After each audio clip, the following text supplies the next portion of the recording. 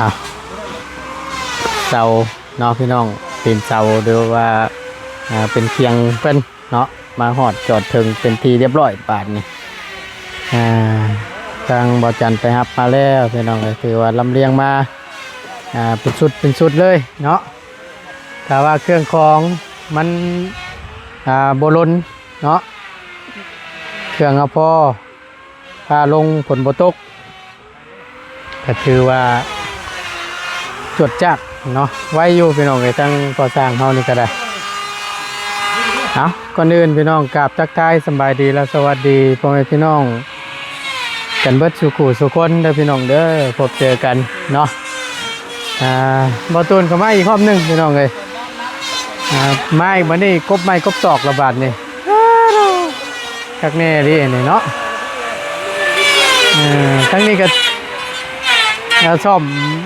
เป็นอะไรอุปกรณ์บีแตกบ่สบายดีบ่บีแตกเปลี่ยนแล้วเอาคักเลยเด้อเดี๋ยวโบแกงเราว่าไม่รอบนี่ธรรมดาอยู่เราอ่ะธรรมดาอยู่เนาะพออันนั้นอยู่ได้พี่น้องไงกำลังซ่อมตัวเรื่อยเป็นเรื่องยังเครื่องยังตู้นี่เครื่องยังนี่ไลเตอร์เนาะตัวแลนล่องนะพี่น้องลบเตรียมลบยังนะคักอุปกรณ์ในการเพื่อนเราสั้นซะเ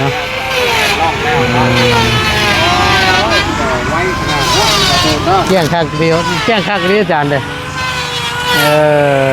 เข้าซ่าสบายดีเด้ออาจารย์เด้อสบายดีสบายดีเด้อนะอันโตถามว่าอยู่ไสวะคือเห็นเมื่อเพื่อนแล้วว่าลิฟต์ไปทั้งใดวะคิดอยู่แล้วบ่ได้หับโดยบ่เป็นหยังบ่หับอีกโอ้ยเราเครียดเขาแล้วว่ะขับรถคือกันเลยกันกำลังย่อตีนเสาพอดี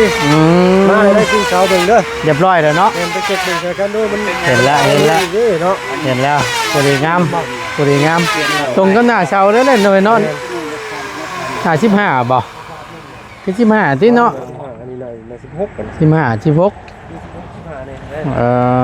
ป้าปนมันมีไว้น้ำมีตัวใหญ่ตัวน้อยเด้เสานี่อันนี้นี่ใหญ่ประมาณ16จังว่าตัวนั้นมาจากเนาะ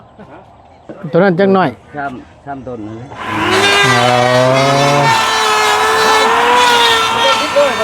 ร้อยอาจารย์ฮะกระบิดน้อยมันทางมีกระบิดน้อยป่ะมีกระน้อยกว่านี้ป่ะมันหักได้เป็นอะไร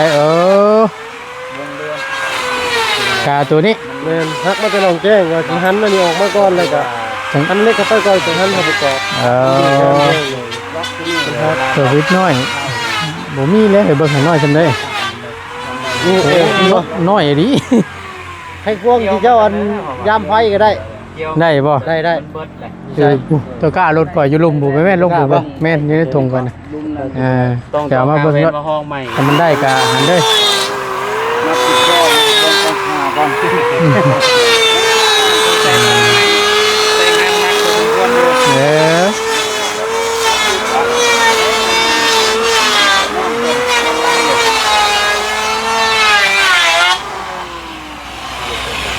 เบิ่งมี2เสานิดหน่อยเนาะอันนี้เพิ่นนั่นแล้วเนาะหมายไว้แล้ว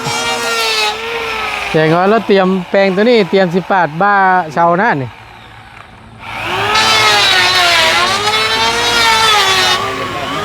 ใส่ยันป่านนี่10บาทนะ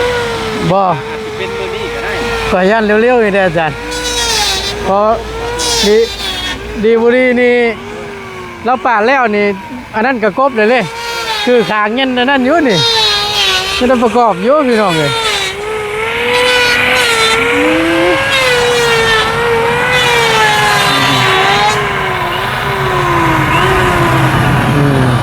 แย่แขวเพิ่นน้ำเนาะแย่แขวเพิ่นน้ำอย่าเพิ่นนั่นเศษอาหารค่าแขวเพิ่น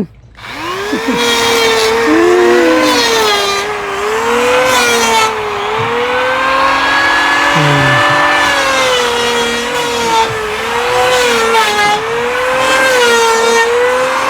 ได้3-4ตัวเลยพวกคือพวกกลางเพิ่นก็ได้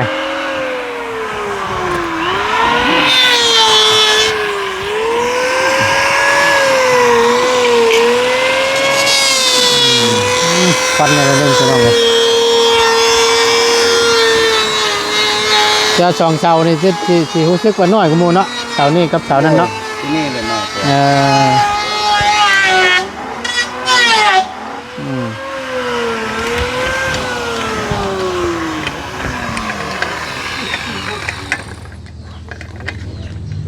ส่วนสีเหลือก็มันปุริงามเนาะ16ใหญ่คักที่ตุ่นได้สำนีเบิดนี่เนาะในเรื่องเลยนี่เตาตัวนี้พี่น้องในเรื่องแหละแต่ซ้ำเงินนาเลย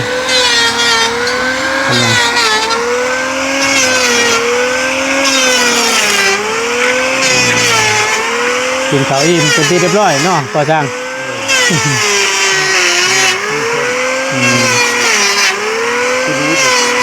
หนาวบั่นตัวนี้พกนี่แบบที่เกิด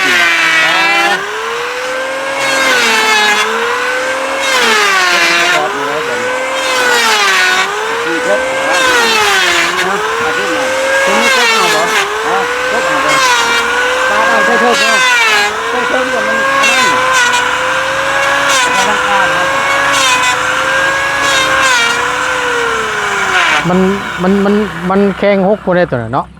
อ๋อใช่ตัวนี้เอาเส้นชุดนี้นะปลาเส้นตัวนี้ใช่ตัวเดียวมันชื่อใช่ตัวชีเซนเนาะมีตัวเดียวนี่นะตัวเดียวป่ะตัวใหญ่ตัวเดียวนะ2 3ตัวได้เอาเองตะกางเนาะใจกลางเนาะนาดิตัวนี้น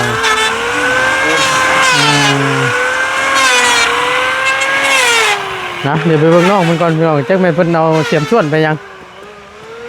เพิ่นไปตักหยังเด้บาดนี้ขุดยังเคยน่ะขุดยังตัวขุดยังน่ะโอ้มันจะเป็นสเก็ตมันจนอันนั้นบ่แหละเปื่อยไปกับดินเลยเปื่อยไปกับดินเลยสงสัยได้อยู่เป็นเท่าไรปีแล้วบ่แล้วแต่ข้าวอันสงครามเนาะอ๋อแม่นอะไรสเก็ตตึ้มบ่นี่มาเพิ่มเหยียบไปเกือบไปแล้วแต่ข้าวบ่ได้กล้าหมดแล้วใช่เบิ่งค่ะตัวนี้บ่แม่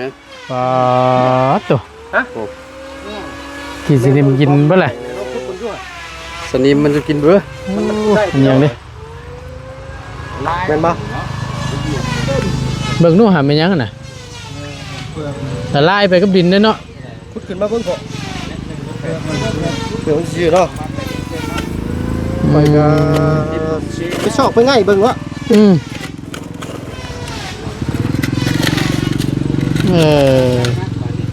เด้อจานผ่านบ่เปลือกมันเนาะเบิ้ลแล้วบาดนี้เปลือกมันข้างในดีหน่อยเจ้าเหยียบบ่มันเห็นกรวยอยู่เขาจับขึ้นมาเบิ่งอ๋อมันจนเปื่อยเป็นน่ะเนาะแต่มันเปื่อยแล้วมันเปื่อยแล้วไปดินเนาะแต่มันเปื่อยแล้วหลายปีแล้วมันเป็นเศษดินแล้วเห็นเลยโอ้ของดีกำลังดีใจที่แท้ตัวไปโลกหน้าที่นี่จอมตัวไปโลกหน้าเหยียบคนว่าเหยียบเนี่ยคนว่าคนจับกันมาว่าสเก็ตเป็นมันแตกแล้วแต่มันพังดินไว้ติกี้น้องรังจักพังไว้นี่สบายดีล่ะสบายดีกี้มันอันนั้นได้ประตูบ่ได้ฟังบ่แถวนี้ก็เจ้าไทยเด้เจ้าไทยลงเด้โดยเจ้าไทยลงบัดนี้มันเริ่มเห็นบัดนี้เนาะมันเลิกเนาะน้ำเซาะเด้พังเลิกกะลีพี่น้อยน่าจะแม่นแม่นยังซะเจ้าอ่ะจะเปื่อยแล้วย่านบ่มันเป็นเล็กเป็นยังเปื่อยแล้วโบมินเบิ่งคักเด้อนี่เนาะ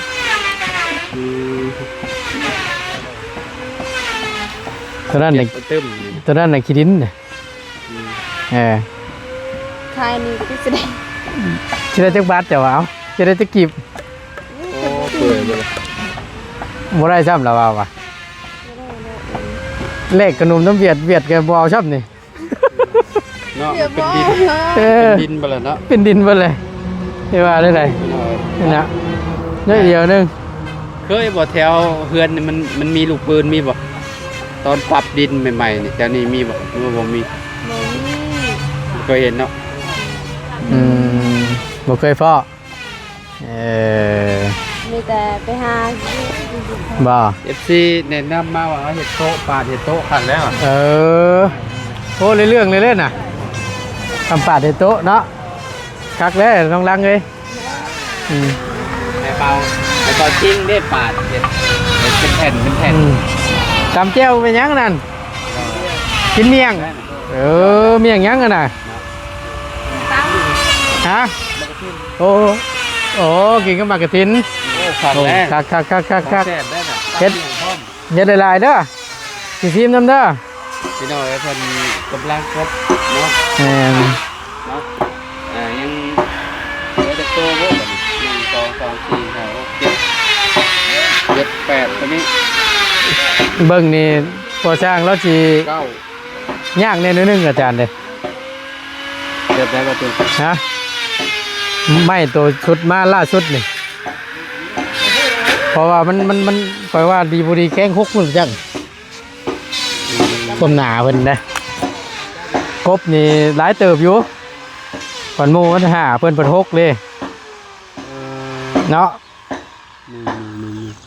มันมาบ่ซ้ำกัน มาหนาบ่ซ้ำมันแข้งบ่ซ้ำกัน เส้นตัวนี้เนาะ แม่น 5 7โถจ้ะ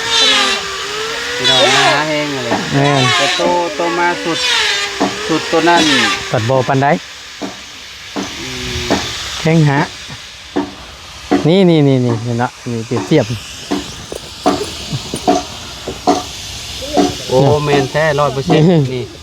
เทียบกับรอบพี่เกือบ3นี่เกือบ3นิ้วพี่น้องเนาะตัวนี้2นิ้วครึ่งโอ้ปาดแต่ว่าสุดๆเลยนี่เนาะ ครบจำสิ เสีย ครบ ดายไหมนะนี่นะ เสียดายไม่ แต่ แล้ว ว่าสมมุติว่าสิเฮ็ดประมาณ3โตกะ มันบ่ เทิน มันพอกระเทิน เลยว่า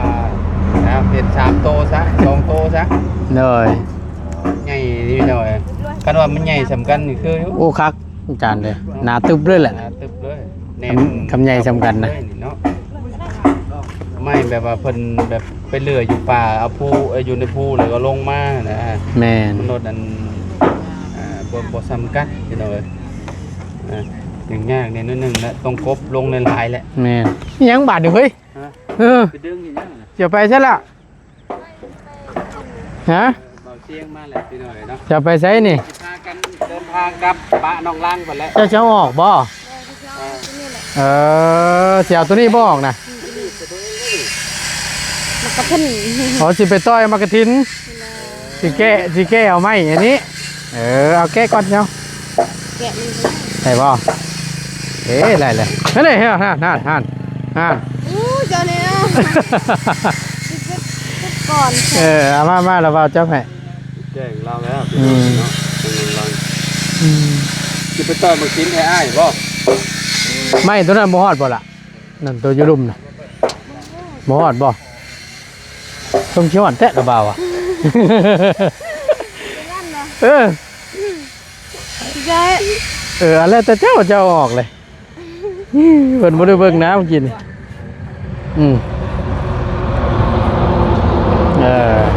แต่ว่าสิเดินทางกลับบ้านก่อนมื้อนี้สิเมื่อปะเลยเด้อไว้มื้อหน้าเด้อเมื่อบ้านก่อนสิขึ้นมาเยี่ยมยามใหม่อีกเนาะ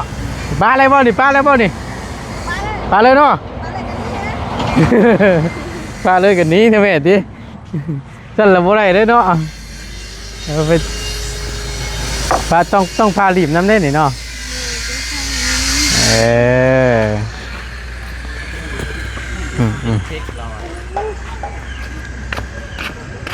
ไม่ได้แล้ว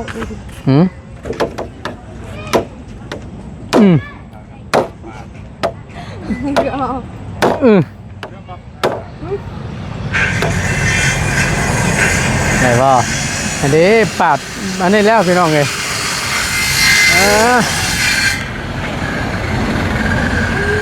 บากบ้าเซาระบาดนี่ โอ้ยบืนยังได้ประกอบอยู่นี่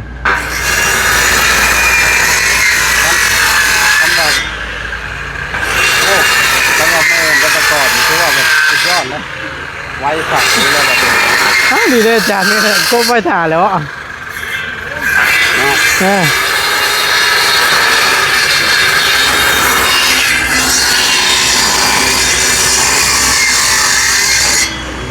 ไม่นี่คือแบบคือว่าแล้วมันไม่มันยังใหม่เนาะ นี่ คิวลีเลยพี่เราคิว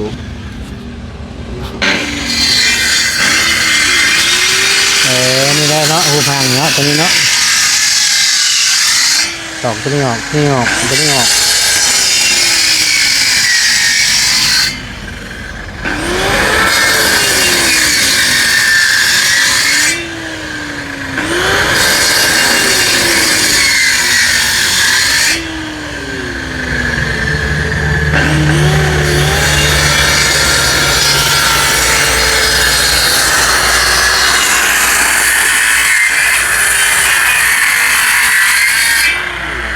ไอ้ยา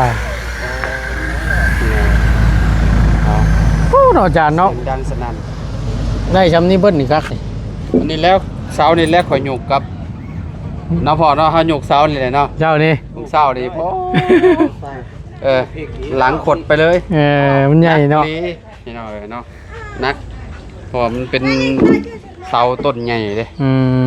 อันนี้เนี่ยมันเป็นเสาอันนั้นมันไม่เบาเลย โอ้เขียนเรียวลองดูอาจารย์ แขนเดียวนี่หนัก อันนี้ยกบ่ได้ได้แขนเดียว โอ้โหไม่ยังตัวนี้เนาะ โอ้พี่น้องเอ้ยไม่ลองมาแล้วมาตุ่นก้อยยกมือดิ ว่าแล้วเหนื่อยเนาะ เอา เฮ้ย นี่จะมาลองยกตัวนี้มาดิแล้วตัวที่ก้อยยกของเศร้านี่นะ บ่ว่าเลิก มือเดียวก้อยยกไม่ถึงท้ายโคตรลีนี่ตัวนี้นะ โอ้โหชอบติง ชุดตัวนี้นะ ก็ เสาตัวนี้ ไม่ยังตัวนี้บ่นี่นะตัวนี้เขาเอใจตัวนี้ไม่ยังคือเบาแท้ ก็เบื้องข่อยบ่เคยนี่ อันนี้เบื้องข่อยแห้งบ่ได้แห้งเลยพี่น้อง ข้างใช่ โอ้นอกข่อยแบกผู้เดียวก็ได้เนาะเบาเด้พี่น้องแต่บ่ฮู้ว่า มันเป็นไม่อย่างเนาะ บ่ฮู้ว่าไม้หยังคั่นน่ะแต่ว่ามันต้นใหญ่ต้นใหญ่พี่น้องเนาะหรือว่าปลอดภัยบ่เป็นหยังต้นมันใหญ่เด้โอ้ทางนี้นัดเด้อโอ้ทางนี้แก่นมันนี่ ทางเหงาบ่ โอ้นักอลีทางนี้อ๋อตัว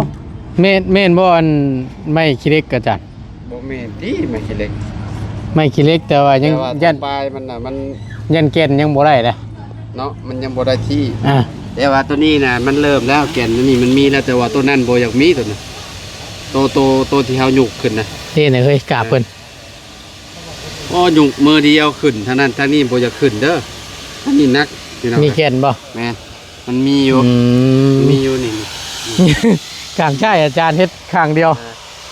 นี่คือ ตัวนี้นักกันจ้ะนี่ก็นัก แสดงว่ามีเสาเดียวนะเนาะ นี่แหละมองอันนั้นมันเสื่อมันเบา ครับ แต่ว่าใหญ่ ใน อืม อึดทน อืม มันคืออึดทนได้ แม่น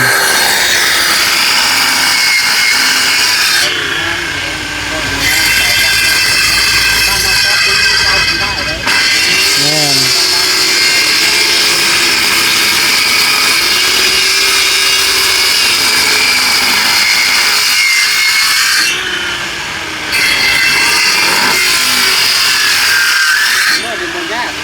สบายกินเพียใช่แล้วสิจักกระดิ่งอ่ะ ใส่ยินเกียร์เลย รูปเอาแล้วเฉยสิ รูปเขาแล้วเลย เอ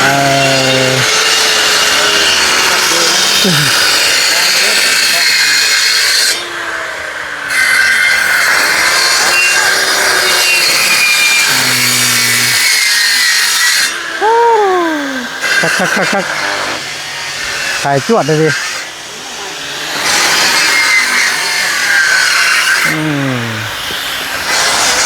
นะโอเคพี่น้องเพื่อเป็นการบ่เสียเวลาเนาะทางบรรทวนก็จะได้ขอจบคลิปปิดคลิปก่อนอย่างไรก็ขอบคุณในไลน์ที่เข้ามาติดตามนะครับชมคลิปเนาะโดยโปรแกรมโฆษณาสิ่งที่สำคัญ ากพี่ฝากน้องซอยกดไลค์กดแชร์กดติดตามเพื่อเป็นกำลังใจให้อีกรอบหน่อยเด้อพี่น้องเด้อเนาะเอาอยู่ดีมีแรงโชคมันร่ำรวยพี่น้องสำหรับที่นี่ไปแล้วสบายดีเด้อ